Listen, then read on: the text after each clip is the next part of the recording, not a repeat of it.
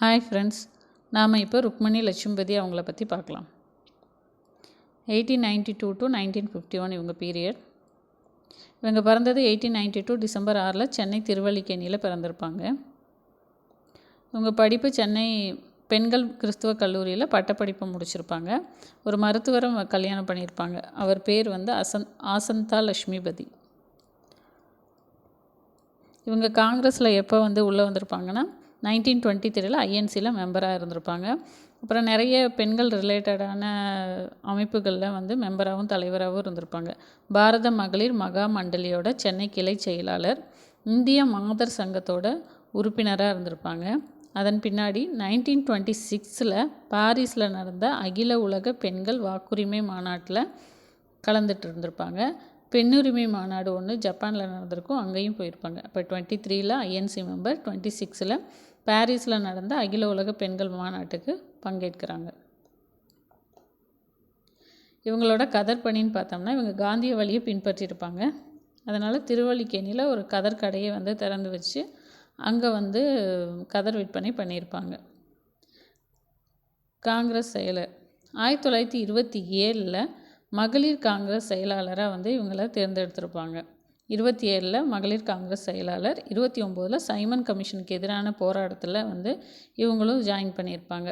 அப்போ தான் சத்தியமூர்த்தியும் ருக்மணி அவர்களும் என்ன பண்ணுவாங்க அப்படின்னா, அந்த சைமன் கமிஷனுக்கு எதிரான போராட்டத்தில் நடந்த ஒரு பொதுக்கூட்டத்தில் இவங்க 2 பேரும் பேசியிருப்பாங்க. அது சென்னை கடற்கரையில் நடந்திருக்கும்.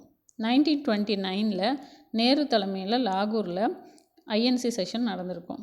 அதில் ருக்மணி அம்மாள், சத்தியமூர்த்தி அவங்க, ராஜாஜி இவங்க 3 பேருமே கலந்துட்டு இருந்திருப்பாங்க.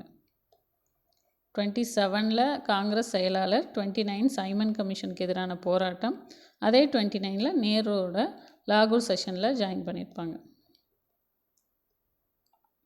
சத்தியாகிரகி வேதரண்யம் உப்பு சத்தியாகிரகம் நமக்கு தெரியும், 1930 நடந்தது. அதில் 98 சத்தியாகிரகிகளை தேர்ந்தெடுத்திருப்பாங்க. அதில் இவங்களும் ஒன்று.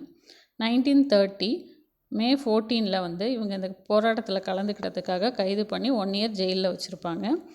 இது ப்ரீவியஸ் இயர் கொஸ்டின். உப்பு சத்தியாகிரகத்தில் பங்கேற்று சிறை சென்ற முதல் பெண்மணி யாருன்னு கேட்டால் இவங்க தான். இது ஆல்ரெடி கொஸ்டின் கேட்டிருக்காங்க. சிறை தண்டனை வெளிநாட்டு துணிகளை விற்கக்கூடிய கடைகள் முன்னாடி நின்று அந்நிய துணிகளை அணியக்கூடாதுன்னு பிரச்சாரம் பண்ணியிருப்பாங்க. அதனால 6 மாதம் இவங்கள ஜெயிலில் போட்டிருப்பாங்க. அரிஜன நலம் காந்தி அவர்கள் அகில இந்திய அரிஜன சேவா சங்கம்னு ஒரு அமைப்பை ஏற்படுத்தியிருந்திருப்பார். அதோட நிதியுதவிக்காக நாடு முழுவதும் வசூல் பயணம் பண்ணியிருப்பார்.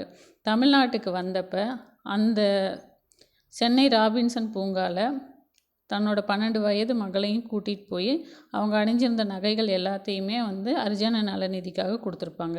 இது நடந்தது 1933. அவைத்தலைவர் 1931 தமிழ்நாடு இளைஞர் மாநாடு அப்படின்னு மதுரையில் நடத்தி அதுக்கு தலைமை தாங்கியிருப்பாங்க. 1931 மதுரையில் தமிழ்நாடு இளைஞர் மாநாடு. அதுக்கப்புறமா 1927 முத்துலட்சுமி ரெட்டி அவர்கள் நியமன சட்டசபை, அதாவது நாமினேட்டட் மெம்பராக சட்டசபைக்கு தேர்ந்தெடுக்கப்பட்டிருப்பாங்க. ஆனால் 1934 சென்னையில் மேலவைக்காக எலெக்டட் மெம்பராக உள்ளே போனவங்க தான் ருக்மணி லட்சுமிபதி அவர்கள். அப்போ நாமினேட்டட் மெம்பர்னால் முத்துலட்சுமி ரெட்டி, எலெக்டட் மெம்பர்ஸ்னால் இவங்க. ராஜாஜி அவர்கள் சிஎம்மாக இருக்கும்போது இவங்க டெப்டி ஸ்பீக்கராக இருந்திருப்பாங்க. துணை சபாநாயகராக 8 ஆண்டு காலம் அந்த பதவியில் இருந்திருப்பாங்க. 1937 to 45 வரைக்கும் இருந்தாங்க. இதுக்குமே தேர்ந்தெடுக்கப்பட்ட முதல் பெண் இவங்க தான். உப்பு சத்தியாகிரகத்துக்கு போன முதல் பெண், சிறை சென்ற முதல் பெண், டெப்டி ஸ்பீக்கராக இருந்த முதல் பெண், எல்லாமே இவங்க தான்.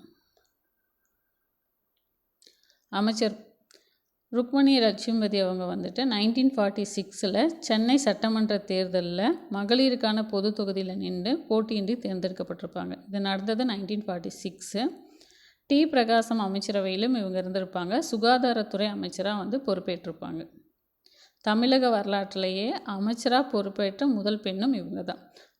சுகாதாரத்துறை அமைச்சராக இருந்தது பிரகாசம் அவர்களோட அமைச்சரவை 1946.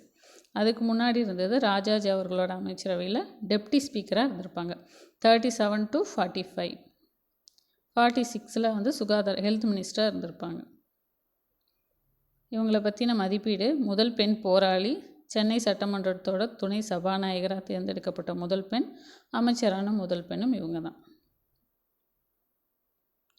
இவங்களோட அடிஷ்னல் குவாலிஃபிகேஷன் என்னென்னு பார்த்தோம்னா, நல்ல இசைக்கலைஞர், பிரபல வீணை இசை வல்லவர். இவங்க ஆங்கிலம், ஃப்ரெஞ்சு, லத்தீன், உருது, ஹிந்தி இந்த மாதிரி மொழிகள்லாம் தெரியும்.